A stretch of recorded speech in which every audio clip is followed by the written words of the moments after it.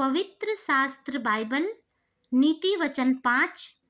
हे मेरे पुत्र, मेरी बुद्धि की बातों पर ध्यान दे, मेरी समझ की ओर कान लगा, जिससे तेरा विवेक सुरक्षित बना रहे और तू ज्ञान के वचनों को थामे रहे। क्योंकि पराई स्त्री के होठों से मधु टपकता है और उसकी बातें तेल से भी अधिक चिकनी होती हैं, परंतु इसका परिणाम नागदौना सा कड़वा और दोधारी तलवार सा पैना होता है। उसके पांव मृत्यु की ओर बढ़ते हैं और उसके पग अधोलोक तक पहुँचते हैं। इसलिए उसे जीवन का समथर पथ नहीं मिल पाता। उसके चाल चलन में चंचलता है, परंतु उसे वह आप नहीं जानती। इसलिए अब हे मेरे पुत्रों, मेरी सुनो और मेरी बातों से मुंह न मोड़ो। ऐसी स्त्री से दूर ही रहा और उसकी ड्योढ़ी के पास भी न जाना।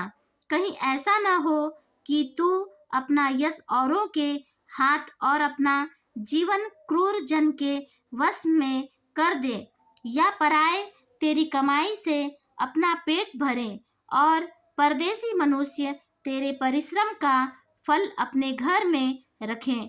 और तू अपने अंतिम समय में, जबकि तेरा शरीर क्षीण हो जाए, तब यह कहकर हाय मारने लगे, मैंने शिक्षा से कैसा बैर किया और डांटने वाले का कैसा तिरस्कार किया। मैंने अपने गुरुओं की बातें न मानी और अपने सिखाने वालों की ओर ध्यान न लगाया। मैं सभा और मंडली के बीच में प्रायः सब बुराइयों में जा पड़ा। तू अपने ही कुंड से पानी और अपने ही कुंड के सोते का जल पिया करना। क्या तेरे सोतों का पानी सड़क में और तेरे जल की धारा चौकों में बह जाने पाए? यह केवल तेरे ही लिए रहे और तेरे संग औरों के लिए न हो। तेरा सोता धन्य रहे और अपनी जवानी की पत्नी के साथ आनंदित रहा। प्रिय हरिणी या सुंदर सांभरनी के समान उसके स्तन सर्वदा तुझे संतुष्ट रखें और उसी का प्रेम नित्य तुझे आकर्षित करता रहे।